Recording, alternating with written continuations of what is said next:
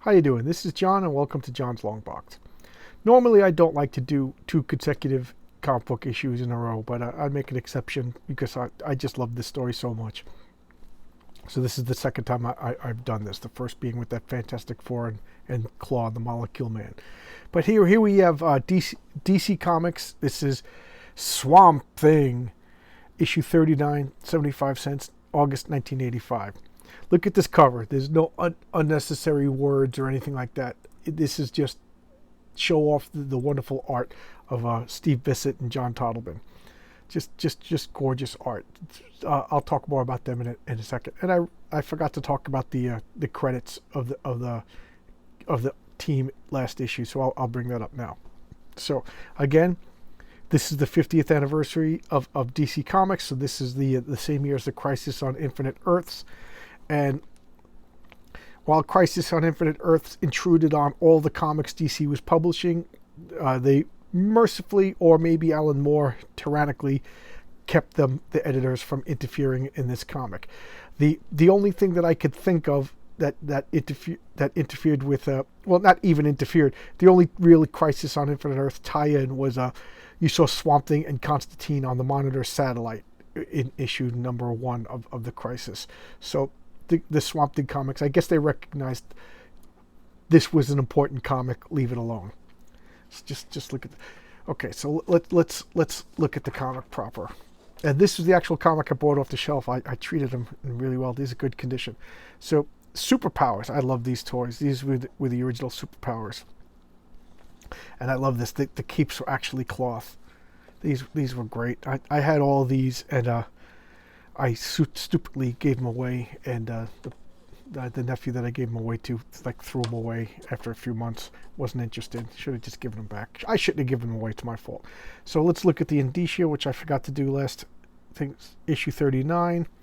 I usually just look at this for the date. Since the date is on the cover, there's really no reason to look at the indicia when the date's on the cover. Okay, so here the opening page. It's not a splash page because there's more than one panel, but that is just cool to look at. It's just giving you a quick, very skillful recap of last issue. The town of Rosewood was flooded by Swamp Thing in a pre-Alan Moore story.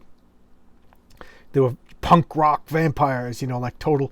I remember the term was Quincy punks when I was a kid because they looked like the punk rockers from that Jack Klugman show Quincy. Just stereotypical what what an 80s television executive thinks punk rockers look like. Threw a bunch of kids to be the bad guys in an episode of Quincy, and the name just stuck. So my friends, whenever you had stereotypical punk rockers, they were called Quincy punks. So they had some Quincy punks in this comic, and they were Quincy punk vampires, and Swamp Thing diverted the river, and water came in, and the running water killed all the vampires. The water slowly settled, and this one woman vampire who was able to survive due to where she was protected by the water. She just fed on other vampires, and then they fed her until she grew into this gigantic blob, and then she's becoming a mother of a new race of vampire. So she was around long enough to consolidate and adapt to the stagnant water conditions. So here are we got to go get our kids. They're in the water at Rosewood. We left them in the water, so they're realizing the kids are still in the water. So here's Swamp Thing. He's walking along under the newly formed lake. Swamp Thing doesn't need to breathe. So he's checking out what's going on. There were leeches. We left. So the kids are talking about what happened. They left Nikki in the water. And okay, I didn't get to the credits yet, so I won't talk about that. Swamp Thing in Fish Story. So Alan Moore, writer, Steve Bissett and John Totleben, artists, Karen Berger, editor, Tatjana Wood, colorist, John Costanzo, letterer. Okay, since I didn't really talk about so last issue was a guest artist, Stan Walk. I really don't know much about him. But Steve Bissett and John Totleben, they teamed up together. They were an art team for a while. They had their own comic called Taboo. And once I didn't get Taboo when it first came out, but I bought the back issues of it once I learned that these two were an art team. And Taboo is like a horror anthology series. And if you like this artwork, look at that. Look at that. That is just amazing. Then you'd like Taboo. It's a, like I said, an anthology horror series. Alan Moore, what can I say about Alan Moore? He wrote The Watchmen. He wrote, this is still my favorite thing he ever did, the Swamp Thing. He wrote From Hell, which was about Jack the Ripper. They made a Johnny Depp movie about it, but although I like the movie, the it's so pretentious to say, but it's the truth. The comic series, a 12-issue series, was better than the movie, and it actually scared me. It's one of the few comics that actually gave me like nightmares. Karen Berger, I've mentioned her a few times. She is one of the most important women in comics that you've never heard about. She was an editor who she eventually took over what's called the Vertigo line, and the Vertigo was a sub-publishing house within DC, and it was like a way to. They made a deal. At first, it was just like, we'll give you the exclusive rights. You could still own your. We'll keep you exclusive to DC, but then, you work only for DC, but then you could publish your own stuff under Vertigo. It'll be more mature. We'll get the best talent, and best of all, you own it. So anything under Vertigo that wasn't already previously. So like if you took Swamp Thing under Vertigo, DC still owned it. But if you created something and put it under Vertigo, you owned it. So it was a way to like warehouse big talents to keep them happy and keep them. Otherwise, they would leave and bring their other stuff to bring their created wonderful stuff to other places like Image and stuff like that. So and Vertigo was really, really good. I mean, it was publishing some really good stuff. It worked. It fizzled out towards the end. It got a little too weird, but when it was working, it was working. So and Tajana Wood was the wife of Wally Wood. She's my favorite colorist.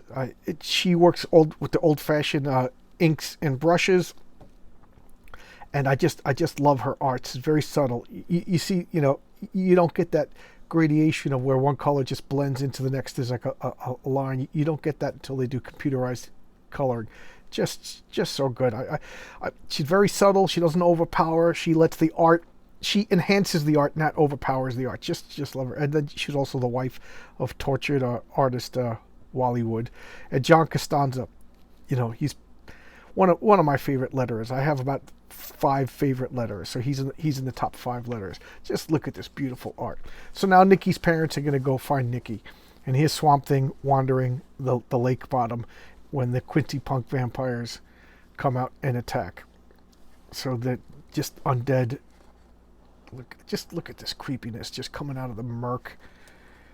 I one of my pet peeves is when they do underwater comics, and it's not really underwater. Like if you look at like old Aquaman comics, it's just people walk. Why would you be walking around on the bottom of the ocean? Why would there be stairs and stuff like that? So I like this the way they show in like just. They're coming off roofs of houses, over the houses, because they're underwater. There's no need for conventional 2-dimensional walking and stuff like that. They should be floating in everywhere like a pack of hummingbirds, which they are. So I kind of like that. But Swamp Thing, he doesn't really float. You notice he's just marching on the bottom because he's mud, dirt, and vegetation. So he's not buoyant. Want to get an Oreo dunk? A free Oreo tumbler. Oh boy. Actually, that sounds kind of appealing. The DC 1985 annuals and specials. 18 hot books to make your summer sizzle. For those of you who don't know, annuals were they came out once a year, hence the word annual. And they were like supplements. So they were a blatant cash grab, but for the most part, for the most of comic book history, you really, really wanted them. And they came out in the summertime because kids were home. They spent more on comics. Home from school, the kids spent more money on comics. They read more comics. So in the summer, July or August, they would just put out it was a double-sized, sometimes triple-sized issue for more money to get. And sometimes they would be standalone, or sometimes they would be the culmination of a long story. And then later on, they made a gimmick where all the annuals were connected to some sort of, like Marvel did that Atlantis Attacks, where every comic had something to do with Atlantis attacking the surface world. And they were okay, but for the most part, I like my annuals to be their own thing, and a lot of like that Marvel 2-in-1 annual showcase that I showed with the Soul Gem. So good. So here at Nicky's now a vampire and he's torturing. I can't do that, Howard. There's no need to be scared. After the first fight, you don't feel anything. Howie, you're not going to cry, are you? So he's just like, I don't know if he's reassuring him or taunting him. So he jumps on the rat and drains the rat. Children are the best. There's no fat or nicotine or poison in their blood. I mean, animals are pretty good, but children are caviar. So yeah, he's tortured them. Just creepy. And Alan Moore could really write. Just genius. So they jump on Swamp Thing and they're biting him. It taste is vile. On platelets accustomed to the subtlety of hemoglobins, and the green flesh is acrid and bitter. It has no blood. The earth's strength moves within it, ancient and crushing and terrible. So they can't, Swamp Thing is they determine that Swamp Thing is not food. Eating him is horrible. So what are they going to do? We cannot fight this bloodless giant. He is slow as moss, while we are as quicksilver. He could be avoided. He could be hurted. Like you see, they're all wearing like tattered like punker clothes. So they're herding him herded to the place of the nativity. So Rosewood must be a big town. There's a stadium and everything. So they bring him into the stadium. Look, there's all turtles. And now here are just eggs everywhere, which to me is a bad strategy. Why bring your enemy to the place of the children? Oh yeah, that's right. The marbled faces are turned towards the glow, awash with flickering light, suffused with the hideous rapture, as the children scrabble forth into the rancid and freezing murk of their first day. So here the vampire eggs are hatching. And what comes out? Oh, suspense. So now they're getting their guns. They're going to go find... Steve Totleben was a master of making like squiggly lined horrific monstrosities. And then John Totleben filled in Steve's horrid imaginative sketches and made them so real and deep. So they're just a perfect team. And John Totleben, during this period, he was losing his eyesight. So he got a little slower and slower and slower, so to the point where he's legally blind. But supposedly he says if he concentrates, he has a tunnel vision, like a literal tunnel vision, like he can only see, well, maybe not literal tunnel, but you know what I mean. Like he could see this much, and he just concentrates and is still doing artwork, even though the guy is technically legally blind. Amazing. So here, because what did he say? I think the children have hurt each other. I just love that line. Tammy, what is it? We found the children, I think. I think there's something wrong with Nicky. I think the children have hurt each other. Just the way that, it's just such a great line for horror. I think the children have hurt each other. How about how most mouths feel about Twizzlers? Well, I don't like Twizzlers. I don't like licorice. So I'm just going to turn the page back. So look at these monstrosities coming up. Like vampire fish. So here they are. They're coming out. And what do? They immediately start attacking each other. Then they begin to eat each other. Within seconds, there's only the seething of teeth, a churning, a shredding white tissue.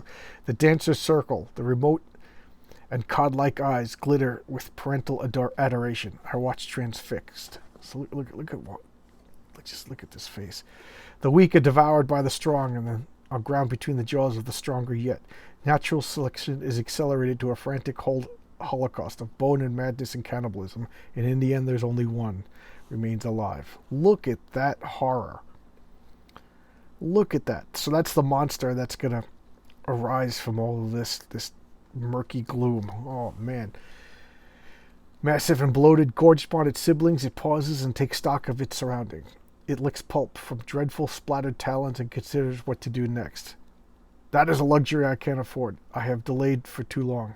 So with unexpected rapidity, it turns and swims away in the darkness until it is no longer visible. Can it be that I frightened it off so easily? So now, no, it's coming back. It's gathering its speed, and it just rips into. It came at me. Look at that startled face. And just look at this. This drawing is amazing. So fast. It came at me so fast. Look, this poor Alex Holland. Just repulsed, it spits out mangled green confetti and moves on to look for warmer and more satisfying fare. My body is beyond repair, so I let it go. So that's what Swamp Thing. Remember, he in the last issue he abandoned his last body back in Louisiana and regrew this, but it took hours upon hours, like I don't know, a couple of days maybe, for him to grow to the point where he was able to pull himself out of the ground and become ambulatory. But here he is reaching into the green, and the green is this dimension of all the ambient. It's the life force of all plant life. They call it the green, and he's swimming in the green, looking for a suitable place, floating. He goes, I feel the contours of the massive stagnant reservoir that Rosewood sleeps beneath. I run mental fingers along its edges, exploring its banks and shallows. Beyond, I sense the rushing of the once dammed river. I know what I must do. So, hey, Nikki, what's wrong? It's Mommy. Here, let me help you. Mommy, I'm cold and I'm too frightened to move. You'll have to come and get me. Mrs. Shapiro, don't go near him. It's not Nicky anymore. Howie, my God, he's alive. Jack, cut him loose. Nicky, I'm coming. John, Joan, I don't think you should. There's something. He's my little boy. It's all right, Nicky. Look at that face. Oh, Mom. Oh, my God. Look at that face. Oh, geez. Joan? Nicky, you leave her be. Great God, Nicky, she's your mother. You mustn't. Look at him. What are you going to do about it, Dad? You're useless. Dad, you weren't there to save me. You always said you would be, and you weren't. You won't save Mom either. You're too late. And look at that. It's here. Oh, Joan. Sloosh. So he's shooting at it. Because run. I had it between. I got it right between the crunch. Or crotch. Excuse me. It was crotch, not crunch. What if you... I'm so sorry. Get in the car. Get in the car. Let's get out of here. And then, look, he's just dragging the bodies along. There's Nicky being creepy.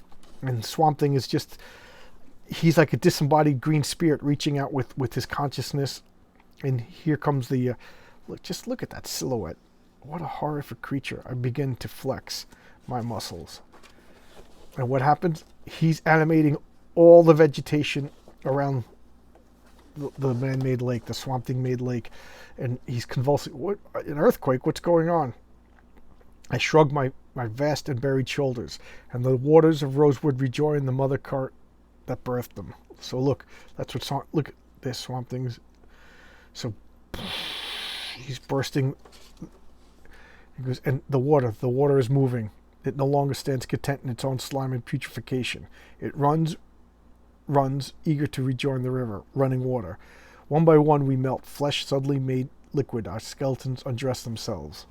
Just what a great phrase. Look at that. Look at the melting.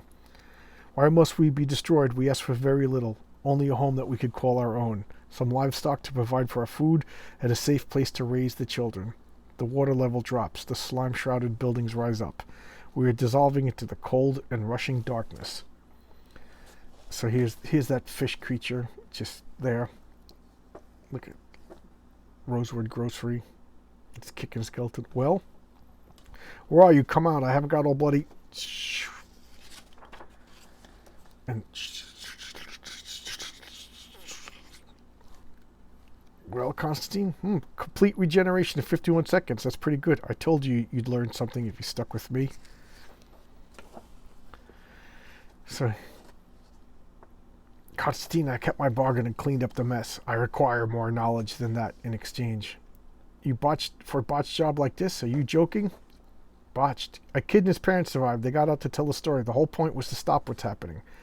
You see, the story will get bigger. In the telling, fish stories always do. Before you know it, everybody within 50 miles believes in vampires a little more, just as they planned it. They? Oh, use your head. For all the people who are planning all this, they are planning something very big, but they need the right sort of atmosphere to make it happen. They picked the right time, too. Well, with all these red skies and funny weather patterns we're having, anyway, I've got to go. I'll see you in Kenningscook, Maine in 2 weeks' time. I do not like you. You don't have to, but I'll see you in Maine. So I said that there wasn't too many Crisis on Infinite Earth tie-ins, but this is actually one. The skies were turning red. As a if you saw my showcase of the Crisis on Infinite Earths, an antimatter wave came and like destroyed all the planets, but they were always presaged by red skies and funny weather. So I like this Alan Moore, the genius that he is. He took, okay, I got to make the skies red, so he just incorporated it seamlessly into this American Gothic storyline, you know, as part of the what's coming to that Constantine needs to shepherd Swamp Thing into learning his powers, perhaps, and then he just lets his body die, and he's going home. Well, don't worry, there'll be 3 showing up at once in a couple. So he's at the bus stop making a joke, and dedicated to the memory of Greg Irons, the curse. Yeah. So next issue, you know, it's American Gothic. So they're taking a lot of American horror stories and turning them into unique views. So next is werewolves. So Mark Dito, Patrick Hilger. I always like to see if I recognize any of the names. Billy Ford, Jeff Peckham, T.M. Maple. I told you about the Mad Maple. I talked about him in the last showcase. Mark Stanislawski, Neil Elquist. Oh yeah, okay. He is an art. He did the Barren Earth. I thought I recognized that name. Oh, Don Ice Jr. I don't know. And Adam Burgess. Okay, so I just like to look at the names who write the letters. So this is the 2-part vampires. So this issue they took vampires. Next issue they're gonna do werewolves, and they do ghost stories and stuff like that. So he's taking all of these like American urban legends and cryptozoology and stuff like that, and making like a long story before it culminates in I think I forget if it was Swamp Thing Annual #1, but such a good culmination. One of my favorite comics. I'll definitely be showcasing that someday. But there you go. If this hasn't whetted your appetite for Alan Moore's wonderful run on Swamp Thing, I say a lot on this channel about, oh, this is one of the best comic runs, but I'm trying to show off the best of the best, the cream of the crop. You know, you don't really want Sonic Disruptors #5, a miniseries so bad it was canceled in the middle of the run. You know what I mean?